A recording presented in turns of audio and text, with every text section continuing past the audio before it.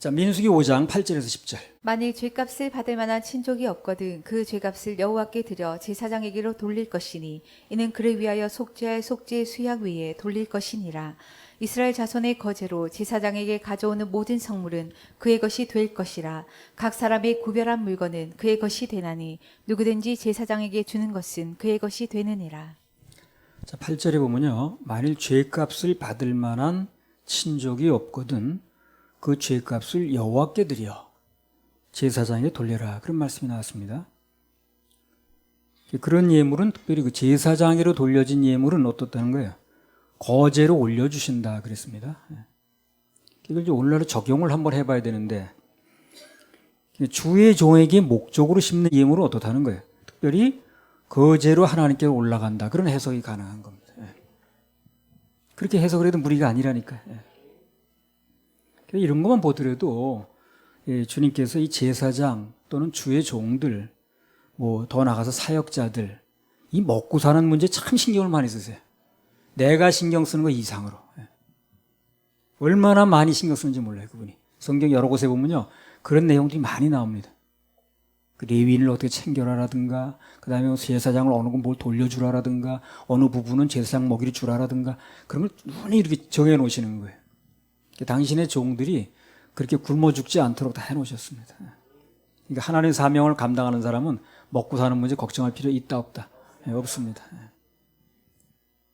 성경 곳곳에 보면 하나님께서 이스라엘 백성들에게 그 레위인과 제사장들을 기억하고 챙겨주라는 말이 참 많이 나와요. 신명기 25장 4절. 곡식 떠는 소의 입에 망을 씌우지 말지니라. 곡식 떠는 소가 뭐예요? 소를 얘기하는 거예요 지금요? 아니에요. 소를 얘기하는 게 아니라 그 일하는 사람, 하나님의 사명을 감당하는 사람은 망 씌우지 말라니 먹여주겠다는 얘기 아니에요. 그렇죠? 고린도전서 9장 9절 10절. 모세 율법에 곡식을 밟아 떠는 소에게 망을 씌우지 말라 기록하였으니 하나님께서 어찌 소들을 위하여 연유하심이냐 전혀 우리를 위하여 말씀하심이 아니냐 과연 우리를 위하여 기록된 것이니 밭가는 자는 소망을 가지고 갈며 곡식 떠는 자는 함께 얻을 소망을 가지고 떠는 나왔잖아요. 소 얘기하는 게 아니라 그러잖아요. 어찌 소들을 염려해서 하는 말씀이겠냐 이게. 전혀 우리를 위한 말씀이 아니냐는 거예요. 밭 가는 자들은 하나님의 사명을 감당하는 자들은 소망을 가지고 하라는 게 소망을 가지고 갈며 그러잖아요. 디모데전서 5장 18절. 성경에 일렀으되 곡식을 밟아 떠는 소의 입에 망을 씌우지 말라 하였고 또 일꾼이 그 삭을 받는 것이 마땅하다 하였느니라. 성경에 일렀으되 곡식을 밟아 떠는 소의 입. 소 얘기하는 게 아니라 그랬어요 지금요. 주님의 사명을 정확하게 감당하면 그러면 망 씌우지 말라는 얘기 뭡니까? 다 먹고 살게 해준다는 거예요. 그 삭을 받는 것이 마땅하다고 그랬으니까. 그래서 이런 말씀들은 전부 하나님께서 당신의 일꾼들의 의식주를 챙기겠다는 겁니다. 알고 보면 이 세상에 하나님만큼 당신의 종들을 챙기는 분이 없어요. 그렇게 아끼시는 분이 없습니다.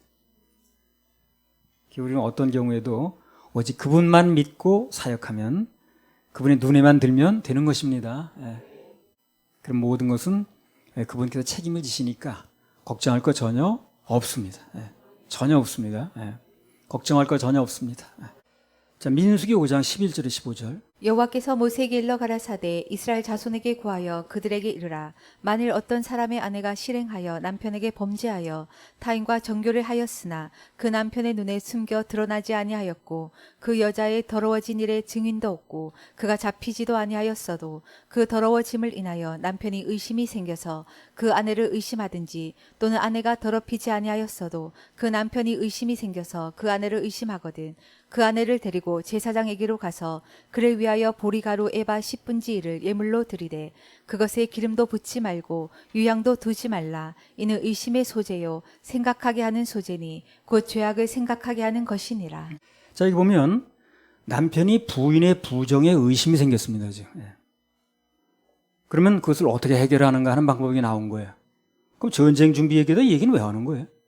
지금 전쟁 준비하는 얘기였죠. 지난 시간에. 근데 그 얘기가 왜 나왔습니까? 이것도 주제가 바뀐 게 아니에요, 지금요. 크게 보면 이것도 전쟁 준비입니다.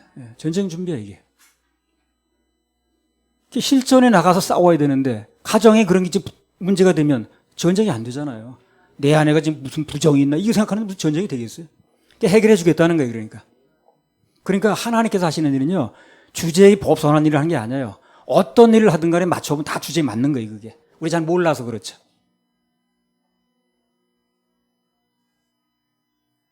실전에 대비해서 먼저 가정 문제부터 해결을 하시겠다는 겁니다. 그 남편이 부인이 의심스러운데 집안에서 뭘 하는지 모르겠는데 그 나가서 무슨 전쟁을 하냐는 거예요. 신경 쓰여서. 전쟁에 나가서 제대로 싸움을 할 수가 없거든. 가정 문제를 먼저 해결을 해야지 아니면 발목을 잡아서 그게 전쟁을 할 수가 없다는 거거든요. 그래서 이제 그걸 얘기를 하는 거예요, 지금요. 지난번에 부정적인 얘기하는 사람들 다 먼저 내보내라 그러죠. 그것도 전쟁 준비라니까. 그러니까 이 집 전쟁을 앞두고 이게 급한 거예요. 지금 이런 걸 먼저 하고. 아니 그게 급합니다 지금. 급한 거예요. 전쟁을 앞두고. 그러니까 우리는 하나님께서 하시는 일에 아멘 하면 돼요. 우리 생각을 내세울 필요가 없어요. 아니 전쟁을 앞두고 그게 뭘 급하다고 그걸 먼저 하는 거예요. 아니 급하다니까 그게. 가정에서도 서로가 한 마음이 안 되고 서로가 믿질 못하면 영적 전쟁을 할 수가 없잖아요. 서로 믿질 못하는데. 해결해야지 우선. 영적 전쟁은 나중이야. 그것도 해결해 뒤에 뭘 하는 거 아니겠어요? 그게 지금 서로 못 믿어서 그러는데 무슨 영적 전쟁을 하냐고. 그래서 영적 전쟁을 제대로 하려면 우선 부부간에 서로 의심이 가는 일은 하지 말아야 됩니다. 그럼 전쟁을 할 수가 없어요. 그것 때문에. 신경 쓰여서. 상대방 보러 자꾸 의심한다고 할 게 아니라 내가 조금이라도 의심 갈 만한 일을 하면 안 된다는 거죠. 어떤 젊은 목사가 늘 자기 사모하고 싸우는 거야. 싸우는 얘기가 이제 뭐 어쩌다 이렇게 들어보면 그런 얘기예요. 그 이제 주위를 통해 들어보면 왜 젊은 자매를 운전석 옆에 태우고 다니냐는 거야. 그 사모가 이제 그걸 얘기를 하는 거예요. 그 목사도 굉장히 젊은 사람인데. 그러니까 이제 원래 그 정상적이라면 목사가 운전하면 사모님이 옆에 타는 게 맞겠죠. 근데 그 젊은 자매를 옆에 태우고 다니는 것도 사모는 또 빼놓고 단둘이. 결국 이제 사고가 나가지고 목회를 그만두게 됐습니다. 그 사람이. 그러니까 의심하는 사람 옆에는 의심스럽게 행동하는 사람이 있다는 거죠. 결국 그 목사가 영적 전쟁을 못하고 중도 하차했다는 거예요. 그러니까 지금 이 얘기를 하는 거예요. 지금 그래서 이런 일이 벌어지면 영적 전쟁이 안 되니까 이런 일을 해결하라고 하는 얘기 바로 그거예요. 그 실례가 나오는 거기서. 실제적인 이해가. 오늘 본문에 보면 하나님께서 의심스러운 여자에 대해서 아주 분명하게 가려내는 방법을 얘기를 했습니다. 이건 이 여자만의 문제가 아니라 남자도 마찬가지입니다. 하나님께서는 의심스러운 걸 아주 싫어하세요. 분명히 밝히는 거 좋아하는 거예요. 회색 분자 좋아하지 않는다니까. 나도 좋아하지 않습니다. 분명히 뭐 어느 편지를 알아야지. 전쟁 때 어느 편지 보는데 거기다 무슨 총을 어떻게 주겠어요? 그렇죠? 총을 건네주려면 무기를 주려면 어느 편지를 알아야지. 그래서 하나님께서는 무슨 일을 하시기 전에 그 사람이 어느 편인가를 먼저 결정하는 거예요. 매사의 태도가 분명하고 정체가 분명한 걸 아주 좋아하신다는 거예요. 그래서 뭔가 하나님께 쓰임을 받으려면 그분의 은혜를 받으려면 먼저 내가 누구 편인가 그것부터 확실하게 밝혀야 된다고 누누이 얘기를 하는 것입니다. 그래서 어느 편인지 모르겠어 이 사람이. 그러면 그 사람하고는 뭘 하겠냐고. 분명히 어느 편인지 분명히 밝혀야지. 하나님께서 그런 사람 싫어한다는 거예요. 그런 사람 다 골라냅니다. 기도원 때도 그랬고요. 성경을 보세요. 그런 사람 가지고 뭘 하는가. 그래서 어느 편이냐는 거 딱 먼저 따지잖아요. 그렇죠? 그리고 쓰임 받는 사람 그거 먼저 따지더라고. 그 여호수아도 그러죠. 어느 편이냐고. 누굴 위한 편이냐고. 그리고 엘리야도 그러죠. 어느 편인가 밝히라고 그러잖아요. 뭐 나중에 또 나올는지 모르겠습니다만. 마태복음 5장 37절. 오직 너희 말은 옳다 옳다 아니라 아니라 하라. 이에서 지나는 것은 악으로 조차 나느니라. 이게 똑같은 얘기입니다. 이것도요. 애매한 태도를 갖지 말고 매사를 분명히 하라는 얘기를 하는 거예요. 안 그러면 악으로 흘러갈 수 있으니까. 의심스러운 언행을 하지 말라는 거죠. 회색 분자가 되면 안 된다. 하나님은 사람을 쓰시기 전에 조금이라도 의심스러운 게 있으면 반드시 밝히고 지나간다는 거예요. 적인지 아군인지 그것부터 구별이 돼야 전쟁을 하는 거니까. 그래 뭐 무기도 제공할 수 있고 할 수 있는 거 아니겠어요? 태도가 분명해야지. 뭘 하려면 어느 편인가가. 그래야 선택하든가 말든가 결정을 할 거 아닌가. 열왕기상 18장 21절. 엘리야가 모든 백성에게 가까이 나아가 이르되 너희가 어느 때까지 두 사이에서 머뭇머뭇하려느냐. 여호와가 만일 하나님이면 그를 좇고 바알이 만일 하나님이면 그를 좇을지니라 하니 백성이 한 말도 대답지 아니하는지라. 바로 그 말입니다. 이게 바알과 아세라의 선지자 850명하고 싸워야 되는 거예요. 지금요. 큰 전쟁을 앞두고 있는 거예요. 나라의 운명이 걸린. 그거 전에 먼저 뭘 하는 거예요? 적군과 아군부터 구별을 하자는 거예요. 그래 전쟁을 한다는 거예요. 그게 지금 전쟁을 앞두고 그게 급해요? 그게 급하다니까요. 그게 구별돼야 전쟁을 하는 거니까. 전에 경찰 그 기동대에 있을 때요. 데모 막으러 나가게 되면 제일 먼저 뭘 하느냐면 하는 일이 그거예요. 데모대하고 군중을 먼저 분리하는 거예요. 데모를 막는 게 중요한 게 아니에요. 누가 군중인지 누가 데모대인지 그 구별이 안 돼 막을 수가 없는 거예요. 체류탄 쏠 수가 없어요. 그러니까 제일 먼저 나가서 군중과 데모대를 분리시키는 거예요. 그래 효과적으로 데모를 막을 수 있거든. 근데 그때나 이때나 회색 분자가 많아서 그게 쉽지가 않더라고. 분리시키는 게. 자기 구경꾼이래. 근데 막상 이 상황이 벌어지면 돌 던지는 그 사람들이. 그게 어렵더라고. 그래서 내가 그때부터 느낀 게 이 뭐든지 하려면 이 피해가 구별돼야 되는구나. 그래 놓고 일을 해야 되는 거지. 저 사람이 어느 편인지 모르게 되면 막상 전쟁이 붙으면 상황이 붙으면 문제가 생기는 거야. 돌을 던지더라니까. 군중이라고 해놨는데. 앞에서만 날르면 맞겠는데 막 옆에서 던지니까 뒤에서 던지니까 정신이 하나도 없더라. 그러니까 이 데모가 안 막아지는 거야. 그래서 뭐 그 숫자가 얼마가 됐든 간에 그 기존 때 그거 골라내잖아요. 그 3만 명인가 다 가도 뭐 될까 말까 하는데 그걸 먼저 가려내는 이유가 바로 그거예요. 전쟁을 하려면 피해가 구별돼야 되거든. 그러니까 오르막으로 루트 두 사람 놓고도 골라내죠. 둘이 뭐가 많다고. 두 사람 놓고도 골라내는 거예요. 골라내고 그 사람 태도가 분명한 사람도 일하면 되는 거거든.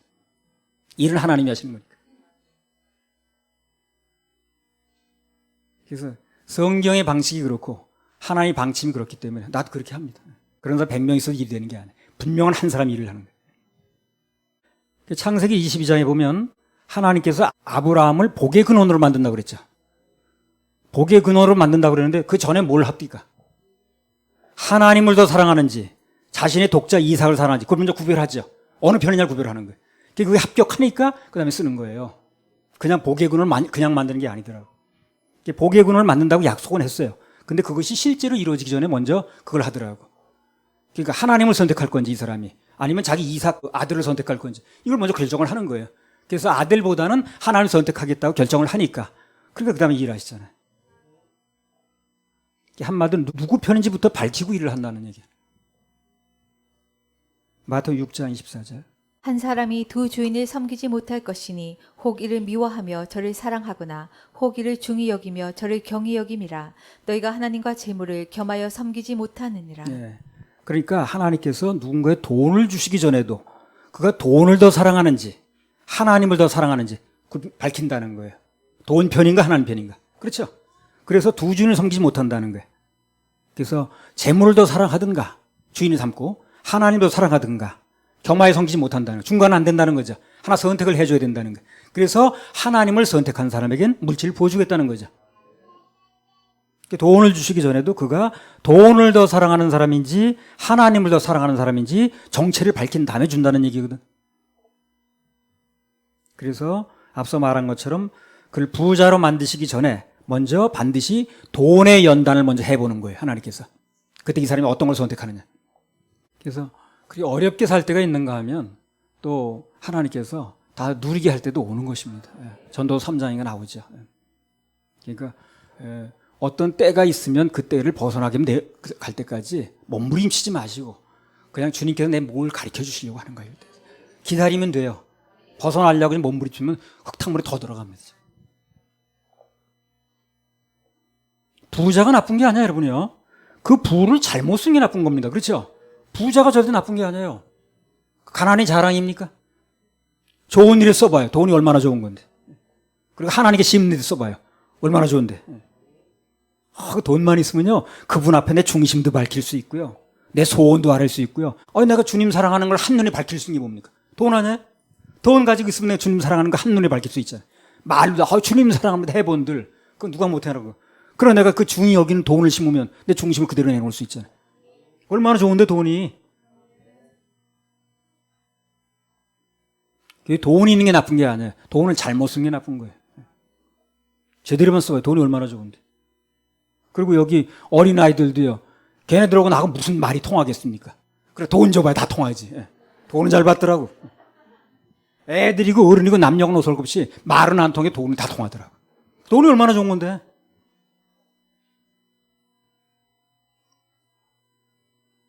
내가 주님 사랑한다는 것을 한눈에 밝히기 좋은 게 돈입니다. 다른 건 시간이 가야 밝혀지거든. 그 돈을 한 번에 밝힐 수 있는 거예요. 그래서 돈이 나쁜 것도 아니고 부자가 나쁜 것도 아니에요. 그 잘못 쓰는 게 나쁜 거예요. 그래서 여기서는 하나님께서 제대로 쓰는 방법을 알려주시는 거예요. 어떻게 쓰면 돈을 쓰면 된다는 거예요. 민수기 5장 12절 15절. 여호와께서 모세에게 일러 가라사대 이스라엘 자손에게 구하여 그들에게 이르라 만일 어떤 사람의 아내가 실행하여 남편에게 범죄하여 타인과 정교를 하였으나 그 남편의 눈에 숨겨 드러나지 아니하였고 그 여자의 더러워진 일에 증인도 없고 그가 잡히지도 아니하였어도 그 더러워짐을 인하여 남편이 의심이 생겨서 그 아내를 의심하든지 또는 아내가 더럽히지 아니하였어도 그 남편이 의심이 생겨서 그 아내를 의심하거든 그 아내를 데리고 제사장에게로 가서 그를 위하여 보리가루 에바 10분지일을 예물로 드리되 그것에 기름도 붓지 말고 유향도 두지 말라. 이는 의심의 소재요 생각하게 하는 소재니 곧 죄악을 생각하게 하는 것이니라. 자, 13절에 타인과 정교란 말이 나왔습니다. 간단히 말하면 부정한 마음을 서로 주고받는 거예요. 정교가 그겁니다. 정으로 통한다는 말인데. 그러다 보니까 정교를 하다 보니까 이제 몸도 나중에 섞어지는 거지. 그래서 우리는 인간적으로 볼 때 뭐 기혼이든 미혼이든 인간적으로 남자든 여자든 구원을 받고 나면 거듭나면 다 예수님의 신부입니다. 교회가 들어가면 그러는 거예요. 내가 남자든 나이가 많든 적든 기혼이든 미혼이든 관계없이 인간적으로 어떤 상태든 예수 믿고 구원받으면 거듭나면 다 예수님의 신부가 되는 거예요. 그래서 예수 신랑 외에 그 어떤 것과도 정교, 즉 정을 주고받으면 안 된다는 거야. 안 된다는 거야. 그 얘기를 하는 거야. 아니 나는 남자인데 뭐. 아니 남자도 신부라니까요. 예수님 앞에서는. 교회에 들어가면 다 신부가 되는 거예요. 그래서 구원받게 되면 예수님 신부가 되는 건데 일단 신부가 되면 그 사람이 누구든 예수님이라는 신랑 외에는 정교를 나누면 안 되는 거예요. 그것이 돈이 됐든 권력이 됐든 학문이 됐든 그게 어떤 것이 됐든 간에 주님 외에 정교를 나누면 안 되는 것입니다. 정의란 무엇일까? 주는 걸까? 받는 걸까? 정답은 주님 외의 정은 사사로운 정은 끊는 것입니다. 그래서 주님 외의 것에 마음을 안 뺏기면 그럼 오히려 내가 원하는 것 계속 가질 수도 있고요. 계속 살 수도 있어요. 주님 외의 마음을 뺏기니까 그것도 날아가는 거지. 주님 외의 마음을 뺏기지 않으면 그것과 정교를 나누지 않으면 그런 거 주님께서 오히려 주시더라고. 누리게 하시더라고요. 그걸 아셔야 됩니다. 주님 외의 것에 마음을 안 뺏기면 오히려 내가 원하는 것과 계속해서 살 수가 있습니다. 우리가 믿는 예수 신랑은요, 좀 특별한 분이시더라고. 조금이라도 의심스러우면 끝까지 들춰냅니다. 어휴, 들춰내셔요. 대강 덮어두는 게 아니더라고. 세상 끝까지라도 포기하지 않고 그냥 들춰내셔요, 그냥. 그 마음이 뭔가, 그냥. 얼렁주장 어물쩍 넘어가려고 그러지 마세요, 주님 앞에서. 사람은 그렇게 넘어갈 수 있어요. 그러나 하나님 앞에서는 그게 안 됩니다. 끝까지 들춰냅니다. 그 사람 중심이 뭔가를 끝까지 들춰내게 돼 있어요. 그래서 내가 섬기고 있는 우리가 만난 내 신랑이 어떤 분인가 그 정도 알고 살아야 돼요. 그래야 그분과 행복하게 살 수 있습니다. 아니, 내가 살고 있는 신랑을 몰라서 되겠어요. 그 사람 성격이 어떤 줄 알아야지. 우리가 믿는 예수 신랑이 어떤 분인가 좀 알아야 돼. 그분 앞에서는 숨길 수도 없고 그분 앞에서는 도망갈 수도 없습니다. 그래서 언제든 중심을 내놔야 돼. 얼렁뚱 넘어갈 생각하지 말아야 됩니다. 할렐루야, 우리 하나님 박수 올려드립니다. 민수기 5장 16절에서 22절. 제사장은 그 여인으로 가까이 오게 하여 여호와 앞에 세우고 토기에 거룩한 물을 담고 성막 바닥에 티끌을 취하여 물에 넣고 여인을 여호와 앞에 세우고 그 머리를 풀게 하고 생각하게 하는 소재물 곧 의심의 소재물을 그 두 손에 두고 제사장은 저주가 되게 한 쓴물을 자기 손에 들고 여인에게 맹세시켜 그에게 이르기를 내가 내 남편을 두고 실행하여 사람과 동침하여 더럽힌 일이 없으면 저주가 되게 하는 이 쓴물의 해독을 면하리라. 그러나 내가 내 남편을 두고 실행하여 더럽혀서 내 남편 아닌 사람과 동침하였으면 제사장이 그 여인으로 저주의 맹세를 하게 하고 그 여인에게 말할지니라. 여호와께서 내 넓적다리로 떨어지고 내 배로 부어서 너로 내 백성 중에 저주거리 맹세거리가 되게 하실지라. 이 저주가 되게 하는 이 물이 내 창자에 들어가서 내 배로 붓게 하고 내 넓적다리로 떨어지게 하리라 할 것이요 여인은 아멘 아멘 할지니라. 자, 여자가 실제로 부정한 일을 했으면 어떻게 되느냐? 그럼 저주의 쓴물을 하게 되면 저주의 쓴물을 마시는 순간에 실제로 부정한 일을 했으면 배가 부어오르고 넓적다리가 떠져나간다고 그랬어요. 와, 야. 그리고 이제 그걸로 끝나는 게 아니죠. 두고두고 이제 저주거리, 이제 말거리가 되겠죠. 그 여자는 뭐 어떻게 죽었다고. 그래서 그 부정한 일을 했는데 그걸 이제 그 저주의 물을 먹게 되면 배가 부어오르고 넓적다리가 떨어져 나간다고, 그리고 두고두고 저주거리가 된다고, 그것에 대해 제사장이 미리 알려주라는 거죠, 지금요. 미리 알려주라는 거죠.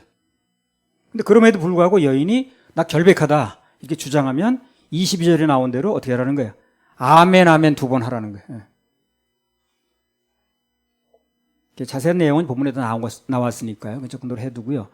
이제 아멘의 효력이 어떤 거냐 하는 거예요, 이게 지금. 그래서 이 여자가 최종적으로 아멘 하는 순간에 죽든가 살든가 양당간에 결정이 나는 거예요, 지금. 그렇겠죠? 예. 아멘 한마디에 생사가 걸린 거예요, 지금. 그래서 하나님께서는요, 우리의 그 아멘을 기점으로 그분의 일을 시작하십니다. 우리가 아멘 하는 그 시점이 하나님이 일하시는 시점이에요. 하나님 역사가 일어나는 데는 아멘이 그렇게 중요한 겁니다. 하나님께서는 그 인간의 아멘을 통해서 일을 하신다는 거예요. 물론 입술로 하는 습관적인 아멘 얘기를 하는 게 아니에요. 중심의 아멘이 중요한 겁니다. 중심의 아멘이 안 된 사람은 꾸중이나 질책을 하면요, 대번 떨어져 나갑니다. 그래서 입술의 아멘보다 중심의 아멘이 중요하다는 얘기를 하는 거예요. 고린도서 1장 20절. 하나님의 약속은 얼마든지 그리스도 안에서 예가 되니 그런즉 그로 말미암아 우리가 아멘하여 하나님께 영광을 돌리게 되느니라. 아멘하는 자체가 하나님께 영광 돌리는 거예요, 그게. 그러니까 중심으로 아멘하면 그 자체가 최고의 영광 돌리는 것입니다. 그다음에 시편 41편 13절. 여호와 이스라엘의 하나님을 영원부터 영원까지 찬송할지로다. 아멘 아멘. 그러니까 신구약을 막론하고 아멘은 신앙생활이나 또는 예배에서 빼놓을 수 없는 아주 핵심적인 거예요, 이게. 아멘이. 고린도전서 14장 16절. 그렇지 아니하며 내가 영으로 축복할 때에 무식한 처지에 있는 자가 내가 무슨 말을 하는지 알지 못하고 내 감사에 어찌 아멘하리요. 한마디로 뭐냐면요, 아멘해야 감사의 능력이 나타난다는 얘기를 하는 거예요. 그리고 같은 맥락에서 아멘이 되어질 때에 축복의 효력도 나타난다는 얘기를 하는 거예요. 중심으로 아멘이 중요합니다. 중심으로. 계시록 5장 13절 14절. 내가 또 들으니 하늘 위에와 땅 위에와 땅 아래와 바다 위에와 또 그 가운데 모든 만물이 가로되 보좌에 앉으신 이와 어린 양에게 찬송과 존귀와 영광과 능력을 세세토록 돌릴지어다 하니 내 생물이 가로되 아멘하고 장로들은 엎드려 경배하더라. 하늘에서 예배 장면이 나왔거든요. 천상 예배 장면이 나왔어요. 근데 여기서도 여전히 아멘 하더라고. 아멘은 이 땅에서만 쓰는 게 아니에요. 하늘나라 가서 예배 때도 아멘은 여전히 씁니다. 중요한 용어입니다. 그래서 아멘만 잘해도, 중심으로 아멘만 제대로 잘해도 신앙생활에 웬만한 능력은 저절로 나타납니다. 아멘은 하나님의 일하심의 통로가 되거든요. 시편 72편 18절 19절. 홀로 기사를 행하시는 여호와 하나님 곧 이스라엘의 하나님을 찬송하며 그 영화로운 이름을 영원히 찬송할지어다. 온 땅에 그 영광이 충만할지어다. 아멘 아멘. 이새의 아들 다윗의 기도가 필하다. 다윗이 그의 마지막 기도를 뭘로 끝내요? 아멘 아멘 끝내는 거예요. 아멘 아멘. 그래 끝내더라고. 우리 일생 모든 것을 마감하는 말이에요, 그게. 아멘이라는 게. 우리 인생도요, 뭐 언제까지 살다 죽는지 모르지만 마지막에 아멘으로 끝납니다. 숨질 때 다른 말 할 게 뭐 있나? 주님 감사합니다. 내 영혼을 받아주시옵소서. 아멘. 스데반이 그랬잖아요, 스데반이. 그렇게 주는 게 가장 좋은 거예요. 숨 넘어갈 때. 주님, 이제 내 영혼 주님 받아주시옵소서. 주님께 맡깁니다. 아멘. 그러면 되는 거지. 뭘 다른 얘기 못 필요하나. 계시록 22장 20절 21절. 이것들을 증거하시니가 가라사대 내가 진실로 속히 오리라 하시거늘 아멘. 주 예수여 오시옵소서. 주 예수의 은혜가 모든 자들에게 있을지어다. 그래서 아멘. 개인의 끝도 아멘이지만 모든 성경의 끝도 뭐예요? 아멘입니다. 아멘. 모든 성경의 끝도 아멘으로 끝나는 거예요. 성경의 최종 결론이 아멘이라는 얘기라. 그러니까 아멘이 왜 이렇게 중요하냐면요. 계시록 3장 14절. 라오디게아 교회의 사자에게 편지하기를 아멘이시오. 충성되고 참된 증인이시오. 하나님의 창조의 근본이시니가 가라사대. 예. 아멘이 뭘 얘기를 하냐면 주님 자신을 얘기를 해요. 아멘이시오 그러죠. 아멘이시오. 참된 증인이시오. 하나님의 창조의 근본이시니가 가라사대. 예수님 말하는 거거든요. 예수님 자신이 아멘인 거예요. 그럼 왜 예수님이 아멘이신가? 그것도 봐봐야겠죠. 고린도후서 1장 19절 20절. 우리 곧 나와 실로아노와 디모데로 말미암아 너희 가운데 전파된 하나님의 아들 예수 그리스도는 예하고 아니라함이 되지 아니하였으니 저에게는 예만 되었느니라. 하나님의 약속은 얼마든지 그리스도 안에서 예가 되니 그런즉 그로 말미암아 우리가 아멘하여 하나님께 영광을 돌리게 되느니라. 예. 그래서 하나님의 아들 예수 그리스도는 예하고 아니라함이 되지 않았다는 거예요. 그게 뭐예요? 예만 됐다는 얘기죠. 그래서 그런즉 그로 말미암아 우리가 아멘하여 하나님께 영광을 돌린다는 거거든요. 한마디로 아멘이 예란 뜻이거든요. 그래서 얼마든지 예가 되니까 그 예가 되는 분이 누구라는 거예요? 예수님이에요. 그 예가 아멘이라고 그랬죠. 그가 예수님이 아멘인 거예요. 그래서 아멘은 얼마든지 예가 되시는 주님 자신을 말합니다. 그래서 아멘하면 모든 일이 예가 되는 거예요. 그래서 근데 반대로 중심으로 아멘이 안 되면 결과적으로 예수를 부인하는 거죠. 예수님이 아멘이니까. 중심으로 아멘 안 하면 예수를 부인하는 거예요. 그 사람 그걸 모르는 거지. 아멘 하면 영광 돌리는 거예요. 그래서 예수님은 얼마든지 예가 되는 분이에요. 그 예가 아멘이거든요. 예수님 안에서는 아니라 함이 없는 거예요. 다 예가 되는 거예요. 예수만 믿고 나가면 다 만사형통이지 그러니까. 매사에 부정적으로 말하고 부정적으로 생각하는 사람도 뭐예요 그거. 예수를 믿는다고 말은 하는데 예수 믿는 게 아닌 거예요. 그렇죠? 왜? 예수는 부정이 아니니까. 예수는 예가 된다고 그랬잖아요. 예는 긍정이죠. 긍정적으로 말해야 예수 믿는 게 돼버리는 거예요. 그냥 부정적으로 말하면 안 되는 거죠. 민수기 5장 23절 31절. 제사장이 저주의 말을 두루마리에 써서 그 글자를 그 쓴물에 빨아넣고 여인으로 그 저주가 되게 하는 쓴물을 마시게 할지니 그 저주가 되게 하는 물이 그의 속에 들어가서 쓰리라. 제사장이 먼저 그 여인의 손에서 의심의 소재물을 취하여 그 소재물을 여호와 앞에 흔들어 가지고 단으로 가서 그 소재물 중에서 기념으로 한 움큼을 취하여 단 위에 소화하고 그 후에 여인에게 그 물을 마시울지라. 그 물을 마시운 후에 만일 여인이 몸을 더럽혀서 그 남편에게 범죄하였으면 그 저주가 되게 하는 물이 그의 속에 들어가서 쓰게 되어 그 배가 부으며 그 넓적자리가 떨어지리니 그 여인이 그 백성 중에서 저주거리가 될 것이니라. 그러나 여인이 더럽힌 일이 없고 정결하면 해를 받지 않고 잉태하리라. 이는 의심의 법이니 아내가 그 남편을 두고 실행하여 더럽힌 때나 또는 그 남편이 의심이 생겨서 그 아내를 의심할 때에 그 여인을 여호와 앞에 두고 제사장이 이 법대로 행할 것이라. 남편은 무죄할 것이요 여인은 죄가 있으면 당하리라. 자, 그래서 언뜻 보게 되면 이 의심의 법이라는 게 여자에게 매우 불리한 법처럼 보입니다. 남편이 의심만 해도 이 절차를 거쳐야 되니까. 그죠? 어떻게 보면 제일 불리한 것 같아요, 여자에게. 남편이 의심스럽다는 걸 해야 되거든, 지금. 그래서 자세히 보면 이 법은 남편의 의심으로부터 아내를 보호하기 위한 법도 되는 거예요. 그렇겠죠? 그래요. 괜히 쓸데없는 의심 받을 필요가 없잖아요. 쓸데없는 의심으로부터 이제 보호해 주는 거예요, 하나님께서. 괜히 남편을 쓸데없이 그러면 그걸 뭘 증명하겠어요? 그러나 하나님께서 이제 증명할 수 있는 길을 열어주시는 거예요. 전쟁은 전쟁대로 할 수 있게 해주시는 거예요. 그래서 아내된 입장에 있는 사람은 뭔가 잘못했으면 미리 고백하고 용서를 받는 게 좋겠지만 잘못이 없으면 어떻습니까? 그냥 맡기고 기다리면 돼요. 하나님이 해결하십니다. 하나님께서 모든 걸 증명해 주시는 거예요, 나중에. 얼마나 좋습니까? 남편이 의심하는 거 스스로 아니라고 해본들 그거 깨끗하게 해결될 길도 아닌데 증명을 갈 길이 생기는 거 아니에요, 지금요.